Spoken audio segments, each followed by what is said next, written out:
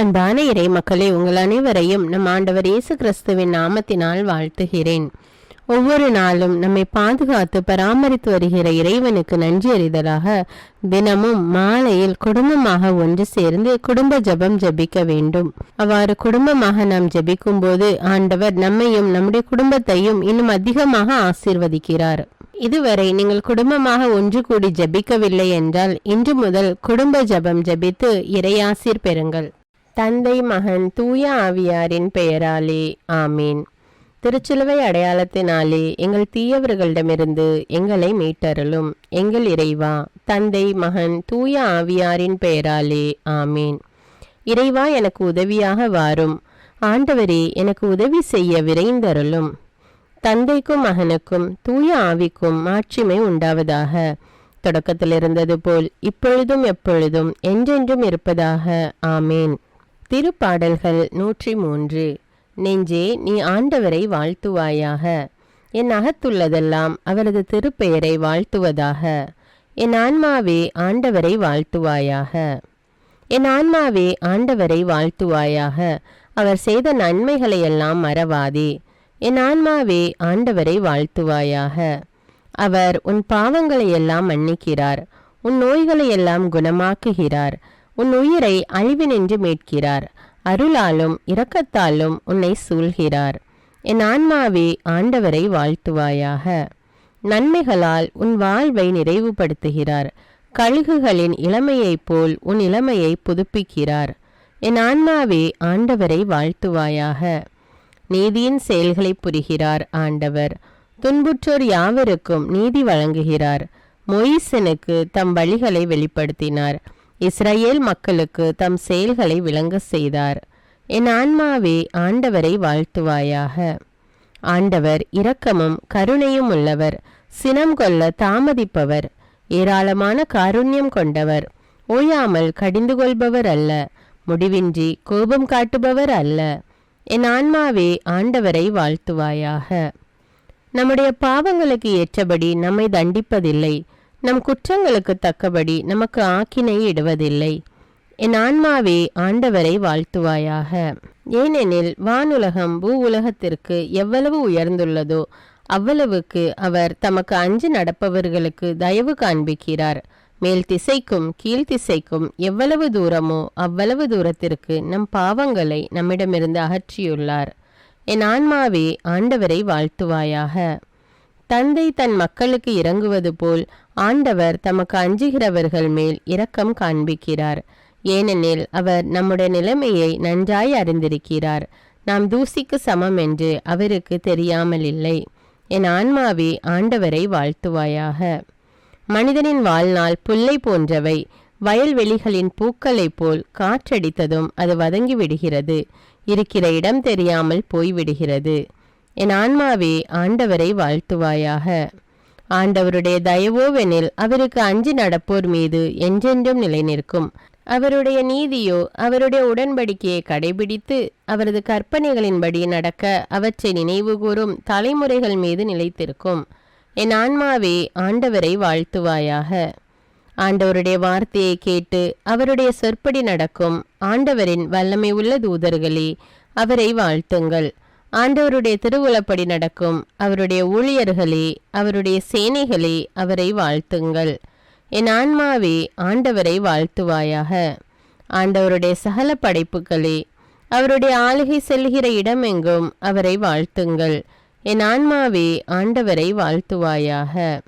என் ஆன்மாவே ஆண்டவரை வாழ்த்துவாயாக. தந்தைக்கும் மகனுக்கும் தூய ஆவிக்கும் மாட்சிமை உண்டாவதாக. தொடக்கத்தில் இருந்தது போல இப்பொழுதும் எப்பொழுதும் என்றென்றும் இருப்பதாக ஆமீன்.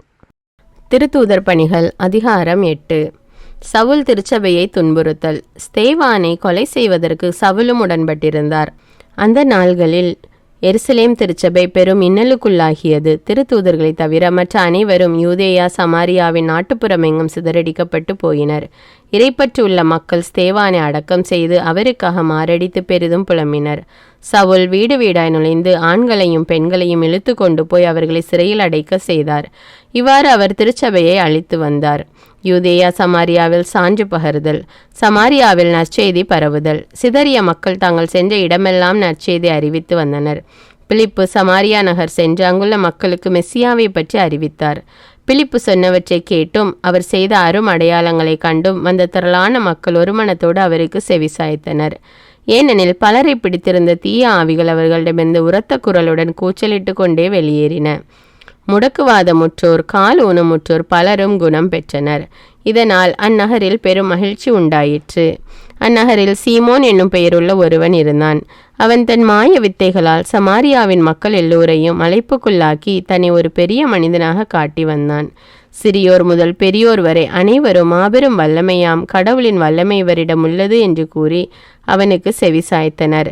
அவன் தன் மாய வித்தைகளால் நெடுங்காலமாக அவர்களை மலைப்புக்குள்ளாக்கியதால் அவர்கள் அவனுக்கு செவிசாய்த்தார்கள். ஆயினும் இறையாட்சியையும் இயேசு கிறிஸ்துவின் திருப்பெயரையும் பற்றிய நற்செய்தியை பிலிப்பு அறிவித்த போது பல ஆண்களும் பெண்களும் நம்பிக்கை கொண்டு திருமுழுக்கு பெற்றார்கள். சீமோனும் நம்பிக்கை கொண்டவனாய் திருமுழுக்கு பெற்று பிலிப்புடன் கூடவே இருந்தான். அவர் செய்த அரும் அடையாளங்களையும் வல்ல செயல்களையும் கண்டு மலைத்து நின்றான். சமாரியர் கடவுளின் வார்த்தையை ஏற்றுக்கொண்டனர் என்பதனை எருசலேமில் உள்ள திருத்தூதர்கள் கேள்விப்பட்டு பேதுருவையும் யோவானையும் அவர்களிடம் அனுப்பி வைத்தார்கள். அவர்கள் சென்று சமாரியர் தூய ஆவியால் ஆட்கொள்ளப்படுமாறு இறைவனிடம் வேண்டினார்கள். ஏனெனில் அதுவரை அவர்களுள் யாருக்கும் தூய ஆவி அருளப்படவில்லை. ஆண்டவராகிய இயேசுவின் பெயரால் அவர்கள் திருமுழுக்கு மட்டுமே பெற்றிருந்தார்கள். பின்பு பேதுருவும் யோவானும் தங்கள் கைகளை அவர்கள் மீது வைக்கவே அவர்கள் தூய ஆவியை பெற்றார்கள். திருத்தூதர் கைகளை வைத்ததும் அவர்கள் தூய ஆவியை பெற்று கொண்டதை சீமோன் கண்டபோது, நான் யார் மீது கைகளை வைப்பேனோ அவரும் தூய ஆவியை பெற்று கொள்ளும்படி எனக்கும் இந்த அதிகாரத்தை கொடுங்கள் என்று கூறி அதற்காக பணம் கொடுக்க முன்வந்தான். அப்போது பேதுரு அவனிடம், கடவுளது கொடையை பணம் கொடுத்து வாங்க எண்ணியதால் நீயும் உன் பணத்தோடு நாசமாய்ப்போ. உன் உள்ளம் கடவுளின் முன் நேர்மையற்றதாய் இருப்பதால் இதில் உனக்கு பங்கும் இல்லை, உரிமையும் இல்லை. இப்போதே உனது தீய போக்கை விட்டு நீ மனம் மாறி ஆண்டவரிடம் மன்றாடு. ஒருவேளை உன் உள்ளத்தில் எழுந்த இந்த எண்ணம் மன்னிக்கப்படலாம். ஏனென்றால் நீ கசப்பு நிறைந்த உள்ளத்தினனாய் தீவினைக்கு அடிமையாய் இருப்பதை நான் காண்கிறேன் என்று கூறினார். சீமோன் அதற்கு மறுமொழியாக, நீங்கள் கூறிய கேடு எதுவும் எனக்கு நேரிடாதவாறு எனக்காக ஆண்டவரிடம் மன்றாடுங்கள் என்றான். பிறகு அவர்கள் ஆண்டவரின் வார்த்தை எடுத்து கூறி சான்று பகர்ந்தவாறு எருசலேமுக்கு திரும்பினார்கள். சமாரியாவின் பல ஊர்களிலும் நற்செய்தியை அறிவித்தார்கள். பிலிப்பும் எத்தியோப்பிய நிதி அமைச்சரும். பின்பு ஆண்டவரின் தூதர் பிலிப்பிடம், நீ எழுந்து எருசலேமிலிருந்து காசாவுக்கு செல்லும் வழியாக தெற்கு நோக்கி போய் என்றார். அது ஒரு பாலைநில பாதை. பிலிப்பு அவ்வாறே புறப்பட்டு போனார்.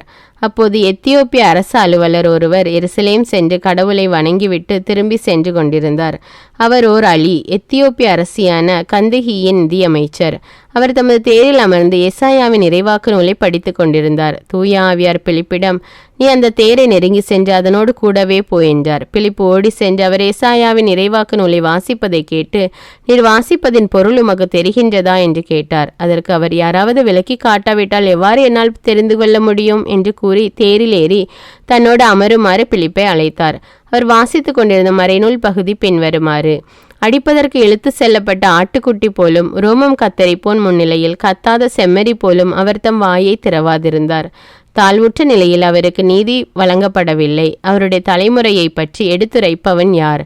ஏனெனில் அவருடைய உயிர்தான் எடுக்கப்பட்டு விட்டதே. அவர் பிலிப்பிடம், இறைவாக்கினர் யாரை குறித்து இதை கூறுகிறார்? தம்மை குறித்தா அல்லது மற்றொருவரை குறித்தா? தயவு செய்து கூறுவீரா என்று கேட்டார். அப்போது பிலிப்பு இந்த மறைநூல் பகுதியில் இருந்து தொடங்கி இயேசுவை பற்றிய நற்செய்தியை அவருக்கு அறிவித்தார். அவர்கள் போய்க் கொண்டிருந்த போது வழியில் தண்ணீர் இருந்த ஒரு இடத்துக்கு வந்தார்கள். அப்போது அவர், இதோ தண்ணீர் உள்ளதே, நான் திருமுழுக்கு பெற ஏதாவது தடை உண்டா என்று கேட்டார். அதற்கு பிலிப்பு, நீர் முழு உள்ளத்தோடு நம்பினால் தடையில்லை என்றார். உடனே அவர், இயேசு கிறிஸ்து இறைமகன் என்று நம்புகிறேன் என்றார். உடனே அமைச்சர் தேரை நிறுத்த கூறினார். பிலிப்பு அமைச்சர் ஆகிய இருவரும் தண்ணீருக்குள் இறங்கினர். பிலிப்பு அவருக்கு திருமுழுக்கு கொடுத்தார். அவர்கள் தண்ணீரில் இருந்து வெளியேறின உடனேயே ஆண்டவரின் ஆவியார் பிலிப்புவை எடுத்து சென்று விட்டார். அமைச்சர் அதன் பின் அவரை காணவில்லை. அவர் மகிழ்ச்சியோடு தம் வழியே சென்றார். பின்பு பிலிப்பு ஆசோத்து என்னும் இடத்தில் காணப்பட்டார். செசரியா போய் சேரும் வரை அவர் சென்ற நகரங்களில் எல்லாம் நற்செய்தியை அறிவித்தார். இறைவார்த்தைக்கு ஏற்ப இன்று நாம் வாழ்ந்திருக்கிறோமா என்று சிந்தித்து நம்முடைய பாவங்களுக்காக மனம் வருந்தி மன்னிப்பு கேட்போம். எல்லாம் வல்ல இறைவனிடமும் எப்போதும் கன்னியான பரிசுத்த மரியாவிடமும் அதிதூதரான தூய மிக்கேலிடமும் திருமுழுக்கு யோவானிடமும் திருத்தூதரான தூய பேதுரு பவுலிடமும் தூயவர் எல்லாரிடமும் நான் பாவி என்று ஏற்றுக்கொள்கின்றேன். ஏனெனில் என் சிந்தனையாலும் சொல்லாலும் செயலாலும் பாவங்கள் பல செய்தேன். என் பாவமே, என் பாவமே, என் பெரும்பாவமே. ஆகையால் எப்பொழுதும் கன்னியான தூய மரியாவையும் அதிதூதர் தூய மிக்கேலையும் திருமுழுக்கு யோவானையும் தூயவர் எல்லோரையும் எனக்காக வேண்டிக் கொள்ள மன்றாடுகிறேன். எல்லாம் வல்ல இறைவன் நம்மீது இரக்கம் வைத்து நம்முடைய பாவங்களை மன்னித்து நம்மை நிலையான வாழ்வுக்கு அழைத்து செல்வாராக. ஆமேன். எல்லாம் வல்ல இரக்கமுள்ள ஆண்டவர் நமக்கு பாவ மன்னிப்பும் பொறுத்தலும் விமோச்சனமும் அளிப்பாராக. ஆமேன். குடும்ப மன்றாட்டு. ஆண்டவர் உலக பெரும் குடும்பமான மானிடத்தின் மீதும் அவருடைய அன்பு குடும்பமாகிய திருச்சபை மீதும் குறிப்பாக அவருடைய பெயரால் இங்கு கூடியிருக்கும் நம் குடும்பத்தின் மீதும் தம் அருட்கொடைகளை பொழிந்தருளுமாறு மன்றாடுவோம். இக்குடும்பத்தில் உறுப்பினர் எல்லோரும் ஒருவருக்கொருவர் அன்பிலும் தேவ அருளிலும் நிலைத்திருக்க வேண்டுமென்று உம்மை மன்றாடுகிறோம். ஆண்டவரே, எங்கள் மன்றாட்டை கேட்டருளும். பகையாலும் விரோதத்தாலும் பிரிந்து வாழும் குடும்பங்களை எல்லாம் உமது திருக்குடும்பத்தின் ஒற்றுமைக்கும் அன்பு வாழ்வுக்கும் அழைத்து கூட்டி சேர்க்க வேண்டும் என்று உம்மை மன்றாடுகிறோம். ஆண்டவரே, எங்கள் மன்றாட்டை கேட்டருளும். இக்குடும்பத்தின் மக்கள் எல்லாம் உமக்கும் மனிதருக்கும் உகந்தவர்களாகி ஞானத்திலும் வயதிலும் அருளிலும் வளர்ந்தோங்க வேண்டும் என்று உம்மை மன்றாடுகிறோம். ஆண்டவரே, எங்கள் மன்றாட்டை கேட்டருளும். இக்குடும்பத்தின் வியாதி துன்ப வருத்தங்களில் நீரே துணையாக நின்று உமது வலக்கரத்தால் பசாசின் சக்திகளை விரட்டியோட்டி தயை புரியுமாறு உம்மை மன்றாடுகிறோம். ஆண்டவரே, எங்கள் மன்றாட்டை கேட்டருளும். தரித்திரம், வியாதி, சாவு, கவலை இவற்றால் துன்புறும் குடும்பங்கள் எல்லாம் உமது அளவற்ற அன்பிலும் பராமரிப்பிலும் நம்பிக்கை கொள்ளுமாறு உதவி புரிய உம்மை மன்றாடுகிறோம். ஆண்டவரே, எங்கள் மன்றாட்டை கேட்டருளும். இங்கு இப்பொழுது பிரசன்னமாயிராத இக்குடும்பத்தை சார்ந்த உறுப்பினர் எல்லோரையும் சகல ஆன்ம சரீர ஆபத்துக்களிலிருந்து காப்பாற்றி உமது அன்பிலும் அருளிலும் வைத்து காத்தருளுமாறு உம்மை மன்றாடுகிறோம். ஆண்டவரே, எங்கள் மன்றாட்டை கேட்டருளும்.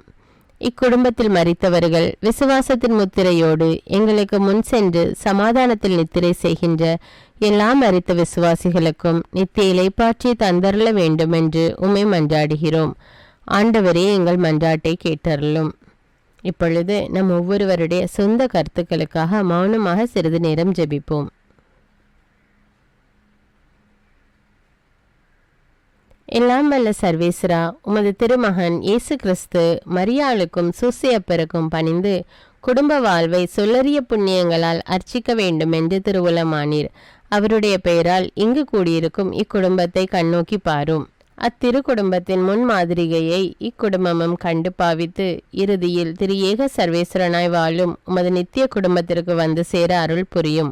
உம்மோடும் பரிசுத்த ஆவின் ஐக்கியத்தில் சர்வேஸ்வரனாய் என்றென்னும் வாழ்ந்து ஆட்சி செய்கின்ற எங்கள் ஆண்டவரும் உம்முடைய சுதனுமாகிய அதே இயேசு கிறிஸ்துவின் வழியாக உம்மை மன்றாடுகிறோம். ஆமீன். இயேசு வாழ்ந்து இறந்தார் என்பது நற்செய்தி அல்ல. அவர் இறந்து உயிர் தெழுந்து இன்றும் வாழ்கிறார் என்பதே நற்செய்தி. ஆண்டவர் நம்மோடு வாழ்ந்து கொண்டிருக்கும் போது நாம் ஏன் கவலைப்பட வேண்டும்? நம்முடைய மன்றாட்டுக்கள் விண்ணப்பங்கள் அனைத்தையும் நன்றியோடு நம் ஆண்டவருடைய சமூகத்தில் இப்பொழுது எடுத்து வைப்போமா?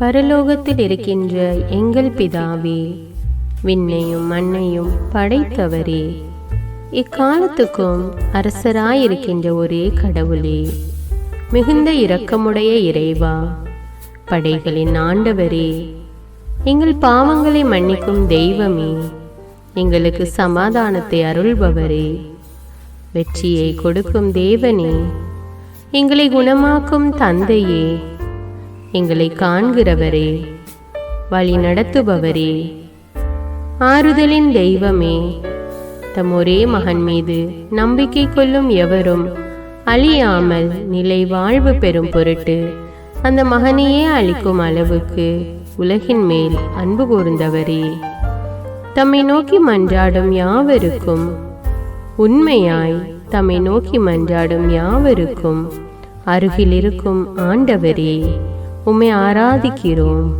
உம்மை போற்றுகிறோம், உம்மை துதிக்கிறோம், உமக்கு நன்றி செலுத்துகிறோம். ஆண்டவராகிய இயேசுவே, எங்கள் மெசியாவே, எங்கள் நல்லாயனே, உலகின் ஒளியானவரே, எங்கள் மீட்பரே, வாழ்வும் வழியும் உண்மையுமானவரே, பரலோகத்திலிருந்து இறங்கி வந்த இயேசுவே, பாவியை தேடி வந்த இயேசுவே, நோயுற்றோரை குணப்படுத்தும் இயேசுவே, உலகின் பாவங்களை போக்கும் செம்மறியே, உம்மை அன்பு செய்கிறோம், ஆராதிக்கிறோம். எங்கள் மீட்பரே, எங்களுடைய பாவங்களுக்காக நீர் சிலுவையில் மரித்து மரணத்தினின்று உயிர்த்தெழுந்து இப்பொழுது பிதாவின் வலப்பக்கத்தில் எங்களுக்காக பரிந்து பேசி கொண்டு இருக்கிறீர். உம்மை எங்கள் மீட்பராக ஏற்றுக்கொண்டு உமது பாதத்தில் விழுந்து உமக்கு எங்களை ஒப்பு கொடுக்கிறோம். உமது திரு இரத்தத்தால் கழுவி எங்களை நீதிமான்களாய் மாற்றும் ஆண்டவரே, நாங்கள் செய்த எல்லா பாவங்களையும், குறிப்பாக எங்களுக்கு சாபத்தை கொண்டு வந்த பாவங்களுக்காகவும் மனம் வருந்துகிறோம். எங்களை மன்னியும் தெய்வமே. எங்கள் முன்னோர்களின் பாவங்களினால் ஏற்பட்ட சாபங்களையும் நீர் சிலுவையில் சுமந்து தீர்த்தீர் என்று விசுவசிக்கிறோம். பாவங்களையும் சாபங்களையும் நீக்கி எங்களுக்கு விடுதலையை தாரும். எங்கள் மீட்பரே, உமக்குள் நாங்கள் மன்னிப்பை பெற்றது போலவே எங்களுக்கு தீமை செய்தவர்கள், எங்களை தவறான பாதையில் நடத்தியவர்கள் அனைவரையும் உமது சித்தத்தின்படியே மன்னிக்கிறோம். எங்களை ஆசீர்வதியும். தூய ஆவியானவரே, மாட்சிமிக்க ஆவியானவரே, வாழ்வு தரும் ஆவியானவரே, வல்லமையின் ஆவியானவரே, எங்கள் தேற்றரவாளரே, திடம் தருபவரே, மகிழ்ச்சியின் ஆவியானவரே, விண்ணப்பிக்கும் ஆவியானவரே, நோய் நீக்கும் ஆவியானவரே, பாவத்தை உணர்த்தும் ஆவியானவரே, புது இதயம் அருள்பவரே, புது வாழ்வு அருள்பவரே, இறுதி நாளில் மாந்தர் யாவர் மேலும் ஊற்றப்படும் ஆவியானவரே, சத்தியத்திற்குள் எங்களை வழிநடத்துபவரே, எங்களை உயிர்ப்பிக்கும் ஆவியானவரே, கொடைகளை அருள்பவரே, பாவத்தையும் சாபத்தையும் நீக்குபவரே, உம்மை ஆராதிக்கிறோம், அன்பு கூறுகிறோம், நன்றி செலுத்துகிறோம். எங்களை ஆசீர்வதியும். மூவரு தெய்வமே, எங்களுடைய ஆவி, ஆன்மா, உடலை உமக்கு ஒப்பு கொடுக்கிறோம். எங்கள் ஆண்டவராம் இயேசுவின் வருகையில் நாங்கள் குற்றமற்றவர்களாய் காணப்பட, நீதிமான்களாய் நிற்க உம்முடைய அருளை வேண்டுகிறோம். தூய்மையின்றி எவரும் கடவுளை காண முடியாது என்ற உண்மையை நாங்கள் அறிந்திருப்பதால் தூய்மை எங்கள் சிந்தனைகளை ஆட்கொள்ள வேண்டுமாய் உம்மிடம் தாழ்ந்து பணிந்து மன்றாடுகிறோம். நீங்கள் இயேசுவை ஏற்றுக்கொண்டபடியே அவருக்குள் வேறு கொண்டவர்களாகவும் அவர் மேல் கட்டப்பட்டவர்களாகவும் அவருக்குள் நடந்து கொள்ளுங்கள் என்ற மறை உண்மை எங்கள் வாழ்வின் அனுபவமாக உம்மிடம் ஜெபிக்கிறோம். நாங்கள் இயேசுவாக வளர்வதற்கு எங்கள் இதயத்தில் விருப்பத்தை உருவாக்குமாறு மன்றாடுகிறோம். உங்கள் பகைவர்களிடம் அன்பு கூறுங்கள், உங்களை சபிக்கிறவர்களை ஆசீர்வதியுங்கள், உங்களை பகைக்கிறவர்களுக்கு நன்மை செய்யுங்கள், உங்களை துன்புறுத்துவோருக்காக இறைவனிடம் வேண்டுங்கள் என்ற உமது திரு வசனங்களின்படி நாங்கள் வாழ்வதே உமது திருவுலமாகையால் உமக்கு கீழ்ப்படிந்து வாழும் அருளை எங்களுக்கு தாரும் சுவாமி. தீமையை நன்மையால் வெல்லுங்கள் என்ற இறை வார்த்தையின்படியே தீமைக்கு பதில் நன்மை செய்யும் திவ்ய சுபாவத்தை எங்களுக்கு தாரும். என் பொருட்டு மக்கள் உங்களை இகழ்ந்து துன்புறுத்தி உங்களை பற்றி இல்லாதவை பொல்லாதவை எல்லாம் சொல்லும்போது நீங்கள் பேறு பெற்றவர்களே, மகிழ்ந்து பேறு வகை கொள்ளுங்கள். ஏனெனில் விண்ணுலகில் உங்களுக்கு கிடைக்கும் கைமாறு மிகுதியாகும் என்ற உமது போதனையின்படியே எங்களுடைய இறை வாழ்வில் மற்றவர்கள் எங்களை புறக்கணிக்கும் போதும், நிந்தைக்குள்ளாக்கும் போதும், தீயதை பேசும் போதும் நாங்கள் அமைதி காத்து உமது பாடுகளை தியானித்து, மிக சிறிய பாடுகளும் எங்களை இயேசுவை போல மாற இயேசுவுக்கு சாட்சி பகர உதவும் என்றுணர்ந்து, அதுபோன்ற சூழ்நிலைகளில் உமக்கு நன்றி கூறுவதே உயர்வானது என்று நாங்கள் உணர செய்தருளும். இயேசுவே, கடவுள் வடிவில் விளங்கிய நீர் உம்மையே வெறுமையாக்கி அடிமையின் வடிவை ஏற்று மனிதருக்கு ஒப்பானீர். மனித உருவில் தோன்றி சாவை ஏற்கும் அளவுக்கு, அதுவும் சிலுவை சாவையே ஏற்கும் அளவுக்கு கீழ்ப்படிந்து உம்மையே தாழ்த்தி கொண்டீர். உன்னதங்களில் வாழும் நீர் எங்களுடைய மீட்புக்காக உம்மையே தாழ்த்தி பூவுலகத்திற்கு வந்ததை நாங்கள் உணர செய்தருளும். உமது தாழ்மையையும் தூய்மையையும் நாங்கள் அணிந்து கொள்ள எங்களுக்கு அருள் தாரும். மற்றவர்கள் உயர்விலும் மேன்மையிலும் நாங்கள் மகிழ்வடையும் மனதை எங்களுக்கு தாரும். பிதாவின் திருவுளத்தை நிறைவேற்றுவதே என் உணவு என்றுரைத்த இயேசுவே, பெருமையையும் சுயநீதியையும் எங்களிடமிருந்து நீக்கி தேவ நீதியை எங்களுக்குள் வைத்தருளும். மற்றவர்கள் எங்களுக்கு என்ன செய்ய வேண்டும் என்று நாங்கள் விரும்புகிறோமோ அதையே அவர்களுக்கு செய்ய வேண்டும் என்ற உமது போதனைக்கேற்ப மற்றவர்களுக்கு நன்மை செய்யவும் உதவவும் கொடுக்கவும் எங்களுக்கு உதவியருளும்.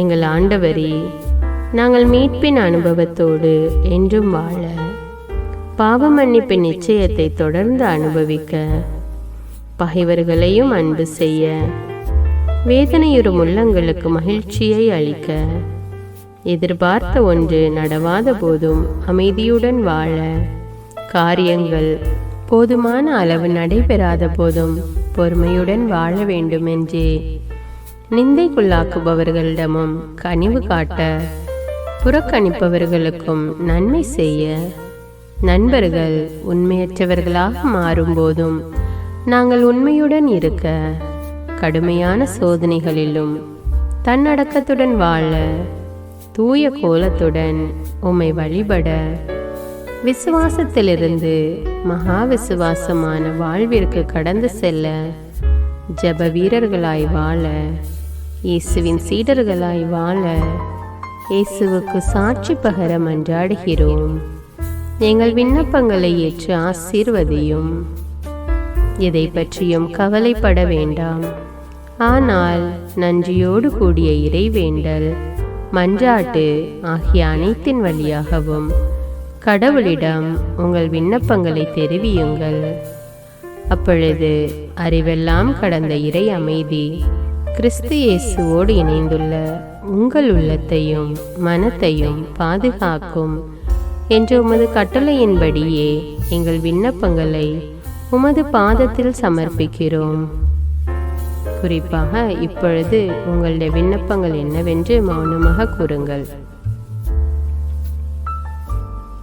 சர்வ வல்லவரே, விண்ணப்பத்தை கேட்பவரே, இரக்கங்களின் கடவுளே, ஆசீர்வதிக்கிறவரே, அற்புதங்களையும் அதிசயங்களையும் செய்பவரே, உமது திருவுளத்தின்படியே எங்களை ஆசீர்வதியும். உம்மை நாங்கள் காண்பதற்கு எங்கள் கண்களை தூய்மையாக்கும். உமது குரலை நாங்கள் கேட்பதற்கு எங்கள் செவிகளை திறந்தருளும்.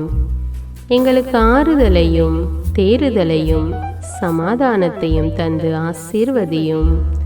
உமக்கு நன்றி செலுத்துகிறோம். கோடானு கோடி நன்றி செலுத்துகிறோம். துதி, கன, மகிமை, மாட்சிமை யாவற்றையும் உமக்கே செலுத்துகிறோம். எங்கள் ஆண்டவராம் இயேசுவின் இனிய நாமத்தில் ஜெபிக்கிறோம் எங்கள் நல்ல பிதாவே, ஆமீன். இந்த வீடியோ உங்களுக்கு பயனுள்ளதாக இருந்தா என்பதை எனக்கு கமெண்ட்ஸில் தெரியப்படுத்துங்கள். மேலும் இந்த வீடியோவை பிறரோடு ஷேர் செய்து கொள்ளுங்கள். நன்றி.